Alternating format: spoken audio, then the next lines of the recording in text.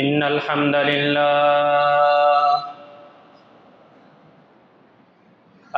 لله نحمده ونستعينه ونستغفره ونؤمن به ونتوكل عليه ونعوذ بالله من شرور أنفسنا ومن سيئات أعمالنا من يهده الله فلا مضل له ومن يضلله فلا هادي له وأشهد أن لا إله إلا الله وحده لا شريك له وأشهد أن سيدنا وسندنا وحبيبنا ومولانا محمدا عبده ورسوله صلى الله تعالى عليه وعلى آله وأصحابه وبارك وسلم تسليما كثيرا كثيرا أما بعد فأعوذ بالله من الشيطان الرجيم بسم الله الرحمن الرحيم ولا تباشروهن وأنتم عاكفون في المساجد تلك حدود الله فلا تقربوها كذلك يبين الله آياته للناس لعلهم يتقون وقال رسول الله صلى الله عليه وسلم من اعتكف يوما ابتغاء وجه الله جعل الله بينه وبين النار 3 خنادق كل خندق ما بين السماء والأرض أو كما قال رسول الله صلى الله عليه وسلم اللهم صل على محمد وعلى آل محمد كما صليت على إبراهيم وعلى آل إبراهيم إنك حميد مجيد اللهم بارك على محمد وعلى آل محمد كما باركت على إبراهيم وعلى آل إبراهيم إنك حميد مجيد আলহামদুলিল্লাহ আলহামদুলিল্লাহ আলহামদুলিল্লাহ। মহান আল্লাহ রাব্বুল আলামিনের দরবারে দিল থেকে শুকরিয়া আদায় করি, যিনি আমাদেরকে সালাতুল জুমা আদায় করার জন্য রমজান মাসের ৩য় জুমায় আগেই মসজিদে আসার তৌফিক দান করেছেন। আমরা অন্তরের অন্তঃস্থল থেকে বলি আলহামদুলিল্লাহ। কোরআন মাজিদে ২ পারার ৬ নম্বর পৃষ্ঠা শেষের দিক থেকে শুরু করে ২ পারার ৭ নম্বর পৃষ্ঠা প্রায় পুরাটা, এই মোট ১.৫ পৃষ্ঠা আল্লাহ তাআলা রমজান সম্পর্কে নাজিল করেছেন। এই ১.৫ পৃষ্ঠার শুরুতেই যেই কথাটি আল্লাহ তাআলা বলেছেন সেটি আমি আপনাদের সামনে রমজানের প্রথম জুমায় বলেছি। আল্লাহ তাআলা বলেন যে রমজান মাস আমি তোমাদেরকে দিয়েছি যাতে করে তোমরা ভালো করে মুত্তাকি হতে পারো, তোমরা ভালো মানুষ হতে পারো। লাআল্লাকুম তাত্তাকুন, তোমরা যাতে করে মুত্তাকি হতে পারো, আমার ভয় নিয়ে সব সময় চলতে পারো। এটা হলো রমজান মাসের একটি বড় মাকসাদ। ২ পারার ৭ নম্বর পৃষ্ঠার প্রথম লাইনে আল্লাহ তাআলা রমজান মাসের পরিচয় দিয়েছেন যে রমজান মাস হলো ওই মাস যেই মাসে আমি কোরআন নাজিল করেছি। এই কোরআন হলো মানুষের হেদায়েতের জন্য, এই কোরআন হলো হক এবং বাতিলের মাঝে পার্থক্য করে দেওয়ার জন্য। এরপরে আল্লাহ তাআলা তৃতীয় শেষের দিকে, পৃষ্ঠার শেষের দিকে বলেন রমজান মাসে আমি তোমাদেরকে আরেকটি বিধান দিয়েছি, সেটি হলো এই রমাজানের মধ্যেই তোমরা ইতিকাফ করবা। রমজান মাসে আমার ঘর মসজিদে এসে তোমরা আমার জন্য নিজেকে বন্দী করে ফেলবা। আল্লাহর জন্য নিজেকে বন্দী করে ফেলা। 30 পারার মধ্যে আমপারা সূরা, আমপারার একটি সূরা, যে সূরার কথা আপনারা অনেকেই জানেন। আল্লাহ তাআলা বলেন, ইন্না আনজালনাহু ফি লাইলাতিল কদর, যে আমি কোরআন নাজিল করছি তো রমজান মাসে, ঠিক আছে, কিন্তু রমজান মাসেও আবার পুরা মাস কোরআন নাজিল করছি এটা না, বরং রমজান মাসের একটা বিশেষ রাত, সেটা হলো লাইলাতুল কদর। এই লাইলাতুল কদরের মধ্যেই আমি কোরআনটাকে নাজিল করেছি। তো লাইলাতুল কদর কবে? আল্লাহ রাসূল সাল্লাল্লাহু আলাইহি ওয়াসাল্লামকে জানানো হয়েছিল লাইলাতুল কদর অমুক রাতে। নবীজি এই সংবাদ জানার পরে তিনি বের হয়ে গেছেন বাসা থেকে, উম্মতকে জানাবেন, উম্মতকে বুঝাবেন যে লাইলাতুল কদরটা কবে। এটা জানানোর জন্য নবীজি বাসার থেকে বের হয়েছেন। বের হওয়ার পরেই দেখেন দুইজন লোক আপোষে ঝগড়া করতেছে, যাদের ঝগড়া না করলেও হতো, ঝগড়া দরকার ছিল না এমন সাধারণ বিষয় নিয়ে ঝগড়া করতেছে। নবীজি তাদের ওই ঝগড়া মিটাতে গিয়ে লাইলাতুল কদর কবে এই কথাটা ভুলে গেছেন। বাসায় আসার পরে ইচ্ছা করলে আল্লাহ তাআলা আবার লাইলাতুল কদরের কথা স্মরণ করিয়ে দিতে পারতেন না, কিন্তু আল্লাহ তাআলা দেন নাই। আল্লাহ তাআলা আমাদেরকে বুঝিয়েছেন যে তোমাদেরকে আবার আমি স্মরণ করিয়ে দিতে পারতাম, কিন্তু লাইলাতুল কদর আমি তোমাদেরকে আর স্মরণ করাই নাই। নবীজি এই আফসোসে রমজান মাসের শুরুতে মসজিদে এসে ঢুকে গেছেন ইতিকাফ করার জন্য, লাইলাতুল কদর পাবেন এই আশায়। 10 রোজা পর্যন্ত নবীজি ইতিকাফ করছেন। ইতিকাফ করার পরে 10 রোজা পর্যন্ত কোনো খবর আসে নাই যে লাইলাতুল কদর এই 10 রোজার মধ্যে আছে। নবীজি সামানপত্র নিয়ে বের হয়ে চলে যাবেন।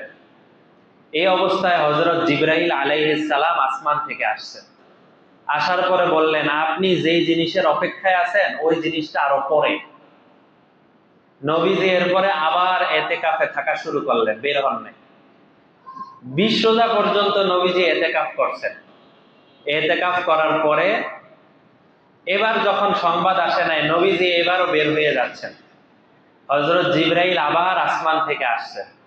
আসার পরে বলছেন, আপনি যেই জিনিস তালাশ করতেছেন ওই জিনিস তো এর পরের দশকের বেজর রাত্রের মধ্যে আছে। তখন নবীজি ঘোষণা দিলেন, তাহাররাউ লাইলাতাল কদরি ফিল আশরিল আওয়াখিরি মিন রমাদান, তোমরা লাইলাতুল কদর রমজানের শেষ দশকের মধ্যে তালাশ করো। আর আরেক riwayতের মধ্যে আছে, তোমরা লাইলাতুল কদর রমজানের শেষ দশকের বেজর রাত্রির মধ্যে তালাশ করো। এই কথা বলছেন নবীজি 21 রাত্রে, যেই রাত্রে 21 রোজা শুরু, মানে 21 রোজার দিনের বেলার আগের রাত্রে। এই রাতে নবীজি নামাজ পড়ছেন। নামাজ পড়ার পরে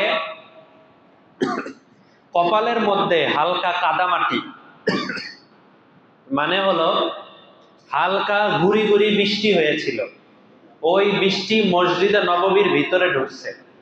তো কপালের মধ্যে কাদামাটির কারণে নবীজি বললেন, আজকের রাতই ছিল লাইলাতুল কদরের রাত। মুহাদ্দিসিনে কেরাম বলেন, রমজানের শেষ দশকে কোনো এক রাত্রি অবশ্যই অন্য যত রাত্র আছে তার চাইতে একটু বেশি মেঘলা মেঘলা হবে, হালকা গুড়ি গুড়ি বৃষ্টিও হতে পারে। এগুলা হলো দুনিয়াবি মাধ্যম। এই সমস্ত মাধ্যম হলো লাইলাতুল কদর পাওয়ার চেনার একটা উপায়, কিন্তু আসলে এগুলা কোনোটাই নির্ধারিত কোনো বিধান না। লাইলাতুল কদর বৃষ্টি পড়লেই লাইলাতুল কদর হয়েছে, বৃষ্টি তো অনেক দিনও হতে পারে। এই জন্য নিশ্চিতভাবে কোনোদিন বলা যাবে না যে ওই দিন হলো লাইলাতুল কদরের রাত।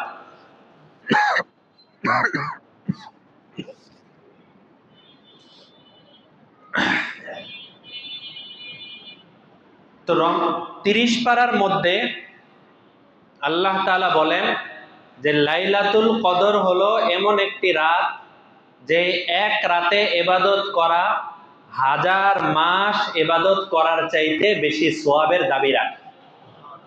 আপনারা ওই সূরা মুখস্থ পারার কথা, লাইলাতুল কদরি খায়রুম মিন আলফি শাহর।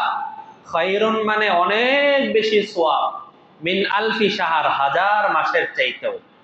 তানাজ্জালুল মালাইকাতু ওয়ার রূহ ফিহা বিইজনি রাব্বিহিম মিন কুল্লি আমর।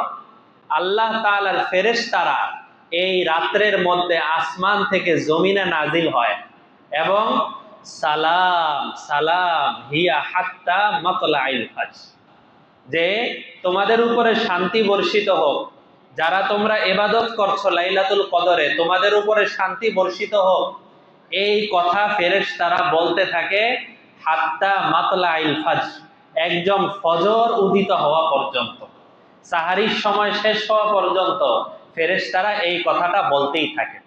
তো এই জন্য লাইলাতুল কদর, আজকে আমাদের কত রোজা চলছে?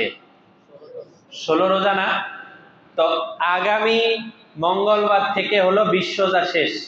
মঙ্গলবার রাত্র থেকেই শেষ দশক শুরু, মাগরিবের পর থেকেই শেষ দশক শুরু হয়ে যাবে।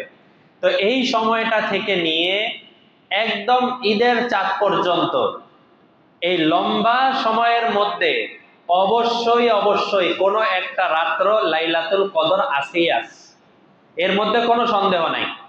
লাইলাতুল কদর এর মাঝে আসেই। 21 রাতেও হতে পারে, 23 রাতেও হতে পারে, 25 রাতেও হতে পারে, 27 রাতেও হতে পারে, 29 রাতেও হতে পারে, যে কোনো এক রাতে লাইলাতুল কদর আছে। তো আমরা যদি নিজেদেরকে লাইলাতুল কদর পাওয়ার আশায় মসজিদের মধ্যে নিজেদেরকে বন্দি করতে পারি, তাহলে লাইলাতুল কদর আমরা পেয়ে গেলাম, এটা নিশ্চিতভাবেই বলা যায়। আর মসজিদের মধ্যে বন্দি না করলে অন্যান্য অনেক ব্যস্ততা থাকতে পারে, ইবাদত হতেও পারে নাও হতে পারে, সারা রাত ঘুমের মধ্যে কেটে যেতে পারে। মসজিদের মধ্যে থাকা, সামান্য সময় থাকাও অনেক সময় অনেক অমুসলিমদের হেদায়েতের কারণ হয়ে যায়। আমাদের নবীজি সাল্লাল্লাহু আলাইহি ওয়াসাল্লামের জমানায় একবার সাহাবায়ে কেরাম দূরে গেছেন, অনেক দূরে, সেই ইয়ামানের কাছাকাছি। ওই জায়গায় এক বড় নেতা, অনেক বড় নেতা, যার নাম ছিল সুমামা। এই সুমামা হলো ওই এলাকার প্রতিনিধি, ওই এলাকার সবচেয়ে বড় নেতা, অনেক বড় ব্যক্তি সুমামা।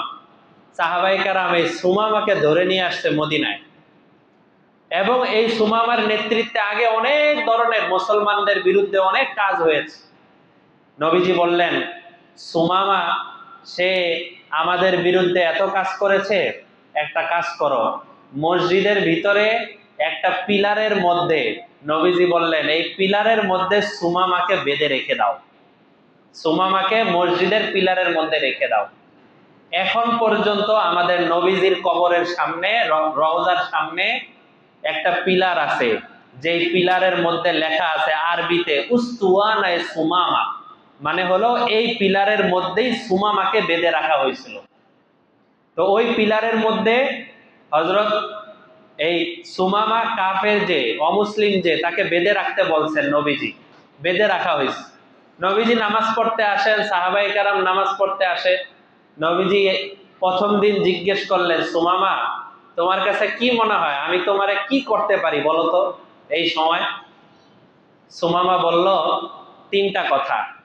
1 নাম্বার কথা হলো, আপনি যদি আমাকে হত্যা করে দেন তাহলে একজন যোগ্য মানুষকেই আপনি হত্যা করছেন, কারণ আমি হত্যা হওয়ার যোগ্য। আমি মুসলমানদের বিরুদ্ধে যেই ধরনের ষড়যন্ত্র চক্রান্ত করছি, ইন তাকতুল তাকতুল যা দামিন, আপনি দমওয়ালা, রক্তওয়ালা, আমার রক্তটা এখন চলে যাওয়াই উচিত। আপনি এমন একজন মানুষকেই হত্যা করবেন, আপনি কোনো অপরাধ করবেন না।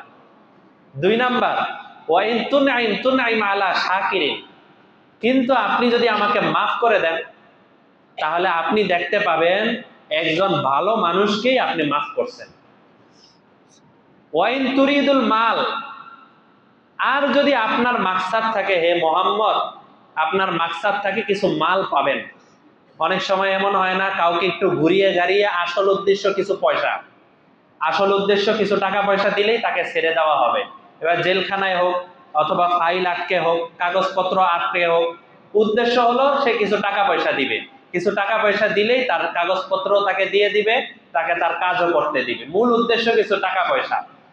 তো সুমামা বলল, ওয়াইন কুনতা তুরিদুল মাল, যদি আপনার উদ্দেশ্য থাকে যে আপনি কিছু মাল কামাবেন, কিছু সম্পদ কামাবেন, কিছু টাকা পয়সা আপনার দরকার, তাহলে আপনি আমাকে বলেন, আমি আপনাকে আপনার মতো করে টাকা পয়সা দিয়ে দিব, আপনি আমাকে ছেড়ে দেন।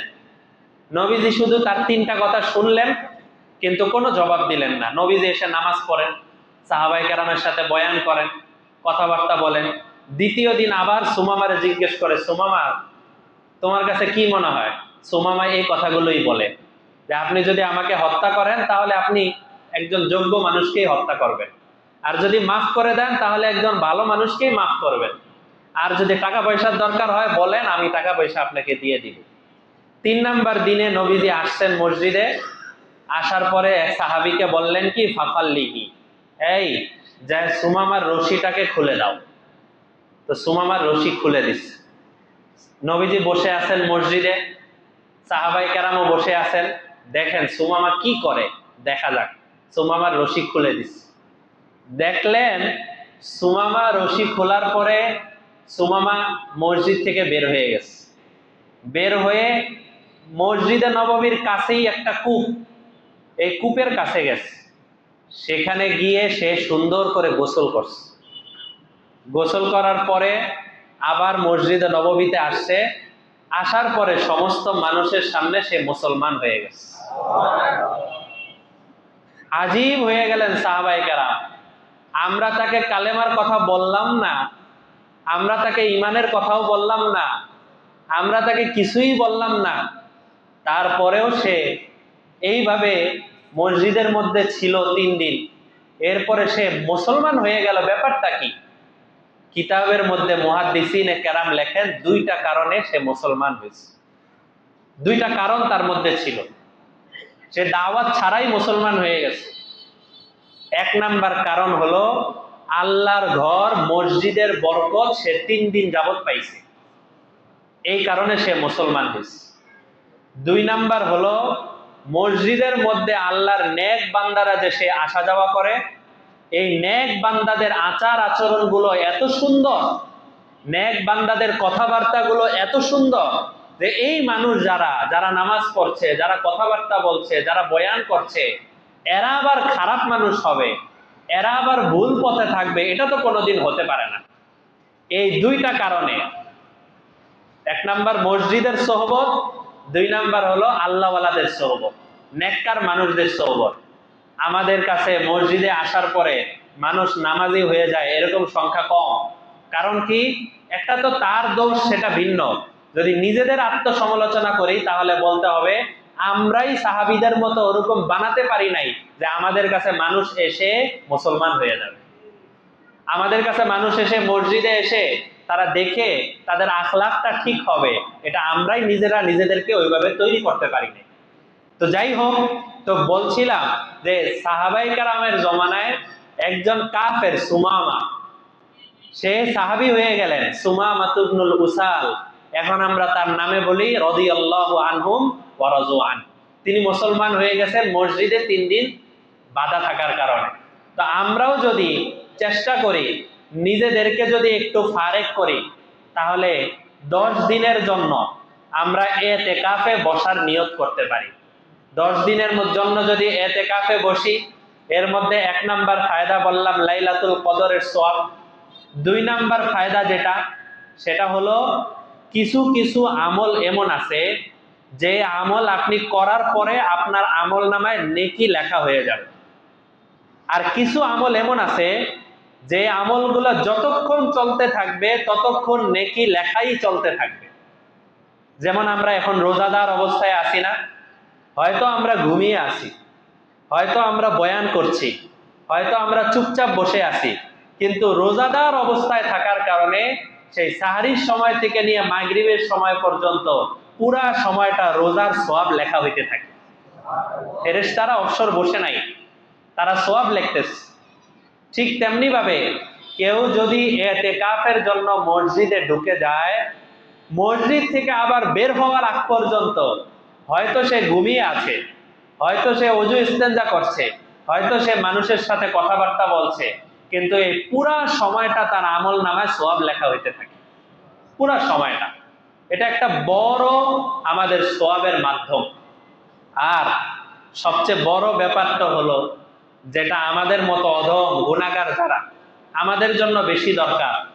নবীজি সাল্লাল্লাহু আলাইহি ওয়াসাল্লাম বলেন 10 দিন ইতিকাফ না, 10 দিন না, মানে আতাকাফা ইয়াউমা ইয়াউমা, ইয়াউমা মানে হলো একদিন, ইবতিগা ওয়াজহিল্লাহ, কেউ যদি একদিন আল্লাহর জন্য, যে আল্লাহ খুশি হবে এই জন্য কোনো একজন মানুষ একদিনের জন্য মসজিদে এসে ইতিকাফ করে, এই একদিনের পাওয়ারের কারণে জাআলাল্লাহু বাইনাহু ওয়া বাইনান নারি সালাসা ফানাদিক, আল্লাহ তাআলা তার থেকে জাহান্নামের আগুনকে 3 খন্দক দূরে সরায়া দেন।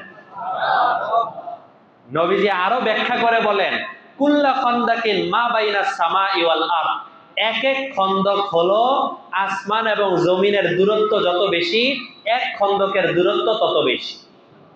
এবার কেউ যদি 3 খন্দক দূরে চলে যায় জাহান্নাম থেকে, তাহলে এটা তার জন্য সৌভাগ্য না? অবশ্যই সৌভাগ্য। এই জন্য আমাদের একদিনের জন্য যদি কেউ ইতিকাফ করে, তাহলে তার যদি এই ফজিলত হয়, তাহলে 10 দিনের জন্য যারা ইতিকাফে বসে যাবে তাদের ফজিলত নিশ্চয়ই আরো অনেক বেশি। এই জন্য ইতিকাফের মাসালা হলো, রমজানের শেষ দশকে প্রত্যেক মসজিদে, প্রত্যেক এলাকা যেই মসজিদ আছে, সেই মসজিদের এরিয়ার যত মানুষ আছে সমস্ত মানুষের উপরে ইতিকাফ করা সুন্নতে মুআক্কাদা আলাল কিফায়া। সুন্নতে মুআক্কাদা কিফায়া, কিফায়া মানে এই এলাকার মধ্য থেকে যদি কিছু মানুষ, সর্বনিম্ন 1-2 জন হলেও যদি মসজিদের মধ্যে ইতিকাফে বসে যায়, তাহলে বাকি সবার পক্ষ থেকে এই ব্যক্তির সওয়াব আদায় হয়ে যাবে, সবাই গুনাহ থেকে বেঁচে যাবে। এটা হলো প্রথম বিষয়। কিন্তু কোনো এলাকায় যদি এমন হয় যে এলাকায় একজনও ইতিকাফে বসে নাই, তাহলে ওই এলাকার সবাই গুনাহগার হয়ে যাবে। তা আমরা কি সবাই গুনাহগার হতে চাই? অসম্ভব। একবার এক গ্রামের কথা শুনলাম, যে গুনাহ থেকে বাঁচার জন্য টাকা পয়সা দিয়ে এরপরে একজন বুড়া মানুষকে ইতিকাফে বসায়, যে তোমাকে কিছু টাকা দিব, 1000-2000 টাকা দিব, এই টাকার বিনিময়ে তাকে ইতিকাফে বসায়। তো ইবাদত যদি কেউ টাকার জন্য করে, তাহলে ওই ইবাদত আল্লাহর কাছে কবুল হবে? ইবাদত যদি কেউ মুসল্লির সন্তুষ্টির জন্য করে, আমি খতিব সাহেব মুসল্লির সন্তুষ্টির জন্য আমি ইবাদত করছি, মুসল্লি যেভাবে খুশি হবে ওইভাবে ইবাদত করছি, আল্লাহর সন্তুষ্টির জন্য করছি না, তাহলে সেটা কবুল হবে? কবুল হবে না। আমার প্রত্যেকটা কাজে চিন্তা থাকতে হবে যে আমার আল্লাহ যেন খুশি হয়, আল্লাহ যেন আমার উপরে রাজি হয়, খুশি হয়। অন্যকে কি করলো, কার কি অবস্থা, সেই অবস্থার দিকে তো আমার তাকানোর সময় নাই। তো এই যে অবস্থাটা, এই প্রত্যেক এলাকার জন্য ইতিকাফে বসাটা সুন্নতে মুআক্কাদায়ে কিফায়া, কয়েকজন যদি বসে তাহলে সবার পক্ষ থেকে আদায় হয়ে যাবে। এই জন্য রমজানের শেষ দশকে একদম 20 রোজার এই রাত্রে থেকে শুরু করে শেষ দশক পর্যন্ত পুরা সময়টা ইতিকাফে 2-4 জন 10 জন থাকা, এটা সবার জন্যই জরুরি, যতটুকু সামর্থ্য থাকুক। এখন হলো কারো মধ্যে সামর্থ্য নাই, এই 10 জনে 10 দিনের জন্য সে নিজেকে মুক্ত করে ফেলবে, ফারেক করে ফেলবে, এই সুযোগ তার নাই। তাহলে যত দিনের সুযোগ হয় অত দিনের জন্য উনি বসুক, 7 দিনের জন্য বসুক, 3 দিনের জন্য বসুক, 1 দিনের জন্য বসুক, যতটুকু বসুক ততটুকুর সওয়াব আল্লাহ তাআলা তাকে দান করবেন। তবে 10 দিনের 1 ঘন্টার কমেও যদি কেউ বসে, সে সুন্নতে মুআক্কাদার সওয়াব পাবে না। এই 7 দিনে বসেন, 3 দিনে বসেন, 1 দিনে বসেন, যারাই বসেন, এই সমস্ত বসাগুলো হবে নফল এতেকাফ। এগুলো কিসের বসা হবে? নফল এতেকাফ। এগুলো কোনটাই সুন্নত না। সুন্নত এতেকাফ হবে একদম শুরু থেকে শেষ পর্যন্ত পুরাটা যারা বসতে পারবে তারা হলো সুন্নতে মুআক্কাদার সওয়াব পাবে। এতেকাফে এই যে বসলাম, বসার জন্য কোন জায়গায় বসা সবচেয়ে ভালো? কোন জায়গায় বসা? হযরতে ইব্রাহিম আলাইহিস সালাতু ওয়াস সালাম আল্লাহর কাছে যখন পরীক্ষা দিচ্ছিলেন একের পর এক, আমরা তাফসিরে এই বিষয় ধাপে ধাপে ধাপে ধাপে লম্বা আলোচনা করেছি। লম্বা আলোচনা আজকে করার সময় নাই। সংক্ষেপ হলো, হযরত ইব্রাহিম আলাইহিস সালাম যখন সঠিক পথে আসছেন, প্রথমে ওনার বাবা ওনার শত্রু হয়ে গেছেন। বাদশা ছিল নমরুদ, নমরুদ শত্রু হয়ে গেছে। আত্মীয় স্বজন যারা সবাই শত্রু হয়ে গেছে। এলাকার থেকে ওনাকে বের করে দিছে। উনি, ওনার বিবি আর ওনার ভাতিজা হযরত লূত আলাইহিস সালাম, উনি আরেক নবী, এই তিনজন মিলে এলাকার থেকে বের হয়ে গেছেন। এলাকার কেউ ওনার পক্ষে নাই, এলাকার থেকে চলে গেছেন। সেখানে যাওয়ার পরে নতুন জায়গায় হযরত হাজেরাকে বিয়ে করছেন। বিয়ে করার পরে সন্তান হয়েছে ইসমাইল। উনি আছেন সিরিয়ায়। আল্লাহ বলেন, তোমার 120 বছর বয়স, তাতে কি হয়েছে? শোনো, তোমার স্ত্রী হাজেরা আর তোমার ছেলে ইসমাইল, এই দুইজনকে মক্কা শরীফে গিয়ে রেখে আসো। হযরত জিবরাইল আলাইহিস সালাম এই সন্তানদেরকে মক্কায় এসে রেখে গেলেন, চলে গেলেন। হযরত ইব্রাহিম আবার সিরিয়ায় চলে গেলেন। বিবি আর সন্তান এইভাবে চলে আসে। 13 পারার মধ্যেও যখন তারাবিতে আমরা পড়তেছিলাম, আল্লাহু আকবার, আল্লাহ তাআলা নিজেই বলেন যে আমি তার সন্তানকে, আমি তার বিবিকে এমন জায়গায় রাখতে বলেছি যেই জায়গায় কোনো পানিও ছিল না, যেই জায়গায় কোনো খাবার দাবারও ছিল না, এমন জায়গায় বিবি সন্তানকে রেখে গেছেন। এই বিবি সন্তান যখন বড় হয়েছে, বড় হওয়ার পরে এবার এই সন্তানকে জবাই করো, কোরবানি করো। কোরবানি করার জন্য চলে গেলেন। এতগুলো পরীক্ষা দেওয়ার পরে 1 পারার 18 পৃষ্ঠায় আল্লাহ তাআলা বলেন, এতগুলো পরীক্ষা দেওয়ার পরে ইব্রাহিম সমস্ত পরীক্ষায় পাশ করেছে। এই পাশ করার কারণে আমি তাকে 2টা পুরস্কার দিয়েছি। দুনিয়াতে 2টা পুরস্কার দিয়েছি। 1 নাম্বার পুরস্কার হলো, তাকে আমি এই দায়িত্ব দিয়েছি, তোমাকে আমি দায়িত্ব দিলাম, তুমি আমার বাইতুল্লাহকে পুনরায় আবার নির্মাণ করো, মসজিদটাকে আবার পুনরায় নির্মাণ করো। হযরত ইব্রাহিম তার ছেলে ইসমাইলকে সাথে নিয়ে পুরস্কার দিয়ে, এই পুরস্কার নিয়ে বাইতুল্লাহ শরীফ নির্মাণ করা শুরু করলেন। যখন বাইতুল্লাহ শরীফ নির্মাণ হয়ে গেল, এবার আল্লাহ তাআলা আরেকটা কথা বললেন, ওয়াহিদানা ইলা ইব্রাহিম ওয়া ইসমাঈল আন তাহিরা বাইতিয়া লিত-তাইফিনা ওয়াল আকিফিনা ওয়ার রুকআইস সুজুদ। বাইতুল্লাহ নির্মাণ করছো, এটা তোমার একটা পুরস্কার। আর 2 নাম্বার পুরস্কার হলো, তোমাকে আমি এই বাইতুল্লাহর খাদেম হিসাবে কবুল করলাম। আমাদেরকে যদি বলা হয় যে তোমাকে পুরস্কার হিসেবে মসজিদের খাদেম বানায় দিলাম, তাহলে খুশি হব না আরো নারাজ হব? নারাজ হয়ে যাব না যে আমাকে খাদেম বানায় দিছে? আল্লাহ তাআলা বলেন যে সে যে আমার প্রিয় হয়ে গেছে, সে যে আমার মোহাব্বতের বান্দা হয়ে গেছে, এই জন্য আমি তাকে পুরস্কার দিলাম হলো তাকে বাইতুল্লাহর খাদেম বানায় দিস। হযরত ইব্রাহিম আলাইহিস সালামকে আল্লাহ বললেন, তোমার দায়িত্ব হলো এখন থেকে নিয়মিত তুমি বাইতুল্লাহ পরিষ্কার করবা, বাইতুল্লাহর এরিয়া পরিষ্কার করবা, বাইতুল্লাহর জায়গা পরিষ্কার করবা। কেন? আল্লাহ বলেন, আনতাহিরা বাইতিয়া, আমার বাইতুল্লাহ তুমি পরিষ্কার করবা। কেন? কয়েকটা কারণে। লিত-তাইফিন, এই বাইতুল্লাহ তাওয়াফ করার জন্য দূর দূরান্ত থেকে মানুষজন আসবে। তোমার দায়িত্ব এই তাওয়াফকারী যারা আছে তাদের যেন কোনো কষ্ট না হয়, ময়লার কারণে, আবর্জনার কারণে তাদের যেন কোনো কষ্ট না হয়, এই জন্য তুমি তাওয়াফকারীদের জন্য পরিষ্কার করবা। 2 নাম্বার, ওয়াল আকিফিন, এই বাইতুল্লাহ দূর থেকে অনেক মানুষরা ইতিকাফ করার জন্য আসবে, ইতিকাফকারীদের যেন কোনো কষ্ট না হয়, এই জন্য তোমার দায়িত্ব এই বাইতুল্লাহ হেফাজত করা। দেখছেন, হযরত ইব্রাহিম নবী, তাকে বাইতুল্লাহ পরিষ্কার করার দায়িত্ব দিচ্ছেন ইতিকাফকারীদের জন্য। তাহলে এবার বুঝেন, ইতিকাফকারীরা কি আল্লাহর কাছে অনেক সম্মানিত ব্যক্তি না? অনেক সম্মানিত ব্যক্তি। এই জন্য কিতাবের মধ্যে লেখে ইতিকাফের মোট 4টা স্তর। এতেকাফের কয়টা স্তর? 4টা স্তর। 1 নাম্বার, সর্বপ্রথম যদি কারো সামর্থ্য থাকে তাহলে মক্কা শরীফে গিয়ে এতেকাফ করা, এটা হলো সর্বোত্তম, মক্কা শরীফ। তাই কারো যদি সামর্থ্য থাকে, এই বছর, সামনের বছর, পরের বছর জীবনে একটা টার্গেট রাখতে পারি যে আমি এই বছর মক্কা শরীফে গিয়ে এতেকাফ করব, এটা হলো সর্বোত্তম এতেকাফ। আর 2 নাম্বার হলো মদিনা শরীফে এতেকাফ করা। যদি মদিনা শরীফে এতেকাফ করা যায় তাহলে এটা হলো 2 নাম্বার স্তর। 3 নাম্বার স্তর হলো প্রত্যেকে যার যার মহল্লায়, যার যার মহল্লার যে জামে মসজিদ আছে সেই জামে মসজিদে যদি এতেকাফ করা হয়, এটা হলো 3 নাম্বার স্তর। আর 4 নাম্বার স্তর হলো মহল্লা ছাড়া অন্য কোনো মসজিদে কোনো কাজ আছে, যেমন অন্য কোনো মসজিদে কোনো আল্লাহওয়ালা এতেকাফে বসছেন, আপনি চাচ্ছেন যে ওই মসজিদে ওই আল্লাহওয়ালার সোহবতে গিয়ে এতেকাফে বসবেন, তাহলে এটাও জায়েজ আছে। এটা হলো 4 নাম্বার স্তর।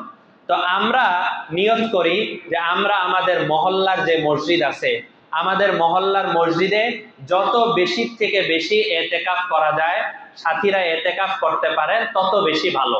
আমরা সবাই একটু নিয়ত করতে পারি না ইনশাআল্লাহ? আমি ইনশাআল্লাহ এই বছর নিয়ত করেছি, যদিও আমার জন্য 3 নাম্বার স্তর হলো আমার বাসার মহল্লায় এতেকাফ করা, কিন্তু যেহেতু এই মসজিদে আমার তারাবির জিম্মাদারি আছে, জুমার জিম্মাদারি আছে, এই জন্য 10 দিনের জন্য আমি এই মসজিদে এতেকাফে বসবো ইনশাআল্লাহ। আপনারাও যারা পারেন তারাও 10 দিনের জন্য ইনশাআল্লাহ এতেকাফে বসে যান, একসাথে এতেকাফ। আমাদের কেশিয়ার সাহেব নগদ নিয়ত করেছেন, আল্লাহ তাআলা ওনার নিয়তকে কবুল করেন। তো আরো যারা আমরা নিয়ত করব, ধাপে ধাপে ইনশাআল্লাহ আমরা নিয়ত করি। আরেক মুরব্বী দাঁড়াইছেন, মাশাআল্লাহ, আল্লাহ কবুল করেন, ইনশাআল্লাহ বসবেন। তো আমরা যারা নিয়ত করি ইনশাআল্লাহ 10 দিনের জন্য আমরা নিজেরা নিজেদের ব্যবস্থা করে আমরা প্রত্যেকেই মসজিদের মধ্যে চলে আসব। আর মহল্লাবাসী যারা, তাদের একটা দায়িত্ব, এতেকাফকারীরা অনেক সম্মানিত না? আপনি যে যেভাবে পারেন, বিস্তারিত বলবো না, যে যেভাবে পারেন, কেউ মেহমানদারি করেন, কেউ অন্য কোনোভাবে পরামর্শ দেন, কেউ এসে কিছু সময় এতেকাফকারীদের সোহবতে থাকেন, অল্প সময় তাদের সাথে থাকেন, যে যেভাবে পারেন। সুযোগ সুবিধা কোনো কিছু দরকার আছে কিনা, কোনো কিছু লাগবে কিনা, তারা বের হতে পারে না, তারা মসজিদের ভিতরেই থাকেন, কোনো কিছু লাগবে কিনা, যতটুকু আপনার সামর্থ্যে আছে আমরা সবাই এতেকাফকারীদের পাশে থাকার চেষ্টা করি। আল্লাহ আমাদের সবাইকে তৌফিক দান করেন। ওয়া আখিরু দাওয়ানা আনিল হামদুলিল্লাহি রাব্বিল আলামিন।